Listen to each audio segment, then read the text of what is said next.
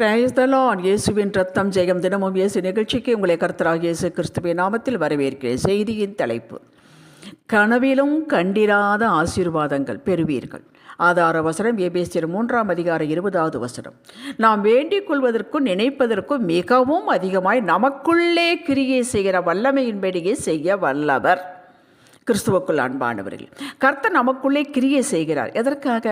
நாம் அவர் விரும்புகிற வண்ணம் மாற்றம் அடைந்து அப்பொழுதுதான் முழுமையான வாழ்வு வாழ முடியும். அப்பொழுதுதான் நாம் எல்லாவற்றிலும் வாழ்ந்து சுகித்திருக்க முடியும். அவருடைய வார்த்தையின்படி 3 யோவான் 2 வாழ்தல் என்பது நம்மூரிலே ஒரு சொல் வழக்குண்டு. வெந்ததை தின்னு விதி வெந்தால் சாவது, இதுவல்ல வாழ்வு. அழைத்த தகப்பனோடு இணைந்து சுகத்தோடு பலத்தோடு செல்வாக்கோடு நீண்ட நாட்கள் வாழ்ந்து பிறரையும் வாழ வைத்து இப்படித்தான் வாழ வேண்டும் என்று சாட்சி வைத்து போகுதலுக்குத்தான் வாழ்தல் என்று பெயர்.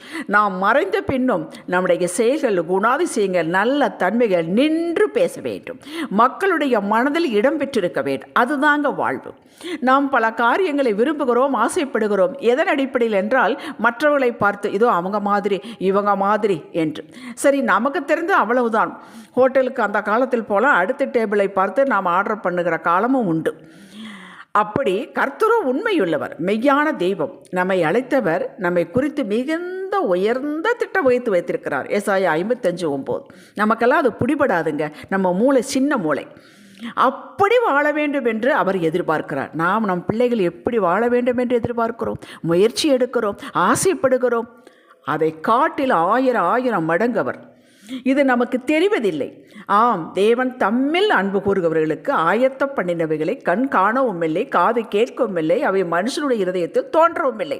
உங்களுக்கு வைத்திருக்கிற ஆசீர்வாதங்களை பற்றித்தான் பேசுகிறார். உங்களுக்கு வைத்திருக்கிற உயர்வு, மேன்மை நீங்கள் காணவும் இல்லை, கேட்கவும் இல்லை, உங்கள் இருதயத்தில் தோன்றவும் இல்லை என்கிறார். 1 Corinthians 2:9. ஆம், நமக்கு வேண்டிக் கொள்ள தெரியாது, நினைக்கவும் தெரியாது. நம்மளதெல்லாம் லோ லெவல் தான். அப்படிப்பட்ட உயர்ந்த ஸ்தானத்தை, வாழ்வை அமைத்து கொடுக்க அவர் திட்டம் கொண்டவராயிருக்கிறார். இதை அப்படியே விசுவாசித்து ஏற்றுக்கொள்கிறவர்களுக்கு முழுமையாக கிடைக்கும். குழந்தையை போல நம்முடைய அழைப்பு உயர்ந்ததுங்க. அழைத்தவர் திட்டம் வகுத்துள்ளார். அவரோடு இணைந்து செல்வதே இதற்கு ஒரே வழி. அப்பொழுது அனைத்தையும் பெற்று வாழலாம். ஆபிரகாமை கர்த்தர் அழைத்தார்.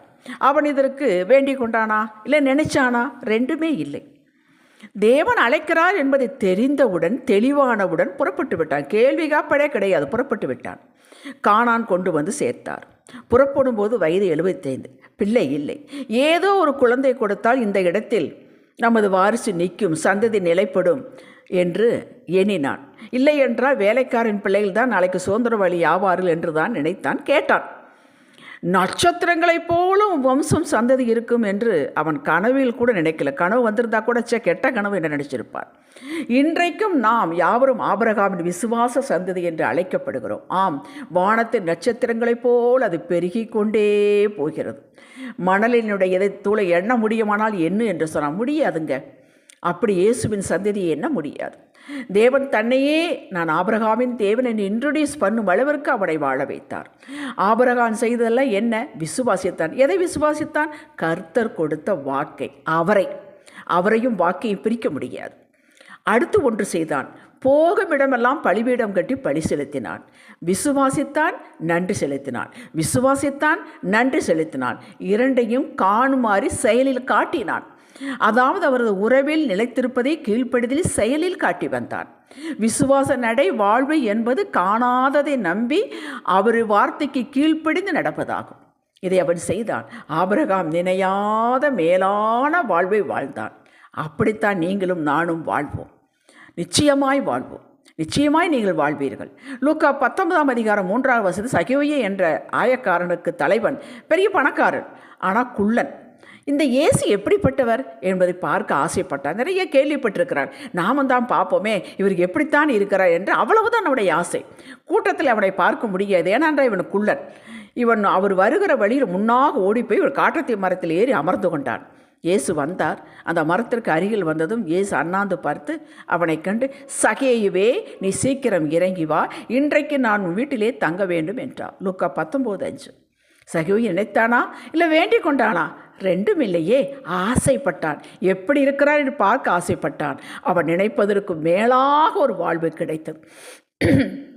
வந்தான், அறிக்கை செய்தான், ரட்சிப்படைந்தான், வீட்டார் யாவரும் ரட்சிப்படைந்தார். எவ்வளோ பெரிய ஸ்லாக்கியம்! ஹல்லேலூயா! உங்கள் பெயர் அவருக்கு தெரியுமுங்க. நீங்கள் ஒரு சிறு முயற்சி எடுங்க. அவர் எப்படிப்பட்டவர் என்பதை அறிய வேதத்தை வாசியுங்கள். ஆவிக்குரிய சபையில் உங்களை இணைத்துக் கொள்ளுங்கள். இயேசு எப்படிப்பட்டவர் என்பதை பிரசங்கத்தின் மூலம் அறியலாம். முழங்கால் படியிட்டு ஜெபியுங்கள், உங்களுக்கு தெரியப்படுத்துவார். அவர் எப்படிப்பட்டவர் என்பதை அறிவை நமக்கு கொடுப்பார். என்ன உங்களுக்கு திட்டம் என்ன வைத்திருக்கிறார் என்பதை நீங்கள் அறியலாம். ஸ்தோத்திர பலி செலுத்துங்கள், நன்றி பலி நடப்பதற்கு முன்பதே நன்றி பலி செலுத்துங்கள். நீங்கள் அறிந்து கொண்டதை வைத்து அவரை துதியுங்கள், உயர்த்துங்கள். அவர் எப்படிப்பட்டவர் என்பதை உங்கள் கண்கள் காண காட்டுவார். உங்களுக்கு வகுத்திருக்கிற திட்டங்களை எல்லாம் காரியங்கள் வாய்க்கும்படி காட்டுவார். ஏதோ பேப்பரில் எழுதி வச்சுக்கிட்டே காட்டிகிட்டு இருக்க மாட்டார். நடத்துவார், காரியங்களை வாய்க்க செய்வார், உயர்ந்த ஸ்தானத்தில் உங்களை வைப்பார். அப்படித்தானே நடந்தது வேதத்தில். சங்கீதம் 119 1-2 வசனங்களை வாசித்து பாருங்கள். அவருடைய சாட்சிகளை கை கொண்டு நடக்கிறவன் பாக்கியவான் என்று இருக்கிறது. இஸ்ரவேல் மக்களை அழிக்க வேண்டும், மறுபடியும் அடிமைப்படுத்த வேண்டும் என் பின் தொடர்ந்த பார்வோன் சேனையை முழுவதும் கடலில் அமிழ்த்து அழித்தார், சங்காரம் பண்ணினார். அழிக்க வேண்டும் என்று வந்தவன் அழிந்தே போனான். அவர்களை அழிக்க இவர்களால் முடியுமா? யோசித்து பாருங்கள். ஆனால் அவருக்காக இவர்கள் யுத்தம் செய்தார், அழித்தார். நினைப்பதற்கும் மேலாக ஒரு எதிரி கூட கிடையாது. அப்படி உங்கள் எதிரியை உங்கள் எல்லையை விட்டு அப்புறப்படுத்தி நீங்கள் ஆராதிக்கும் தேவன் எப்படிப்பட்டவர் என்பதை காட்டுவார். நீங்கள் நினைத்து கூட பார்க்க அஞ்சின காரியங்கள், ஆசைப்பட்ட காரியங்கள், இப்படிப்பட்ட விருப்பங்களை வெளியிலே சொல்லக்கூடாது.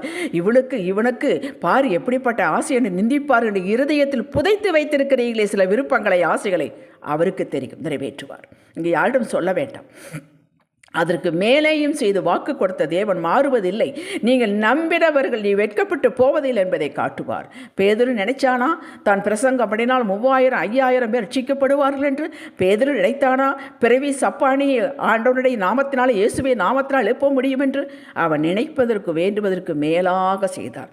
அப்படித்தாங்க, எல்லாருக்கும் அப்படித்தாங்க. பேதுருக்கு மட்டுமல்ல, பவுலுக்கு மட்டுமல்ல, அவர்களெல்லாம் பரிசுத்தவான்கள் என்று விட்டுவிடாதீர்கள். நீங்கள் பரிசுத்தவான், நீங்கள் நீதிமான். ஹல்லேலூயா! உங்களை நீங்களே தாழ்த்தி கொள்ளாதீர்கள். ஹல்லேலூயா! அப்படி உங்கள் ஜெபத்தை கனப்படுத்துவார். ஜெபிக்கலாம். தகப்பனே, உம்மோடு இணைந்து இசைவாக கீழ்ப்படிந்து விசுவாசித்து தினப்படி வாழ்வை நீங்கள் விரும்புகிற வண்ணம் வாழ விரும்புகிறோம். உதவி செய்யுங்கப்பா. உங்கள் அதிசயமான கிருபையை விளங்க செய்து அற்புதமான உமது திட்டத்தை எங்களை காண செய்வீராக, கண்கள் காண செய்வீராக. அப்படியே நாங்கள் வாழ்வோம் என்று இயேசுவே நாமத்தில் அறிக்கை செய்கிறவங்கள் அருமை பிதாவே. இன்றைய சிந்தனைக்கு இயேசுவோடு இணைந்து நடந்து இணையற்ற வாழ்வை அடைவேன். ஆமேன். ஹல்லேலூயா.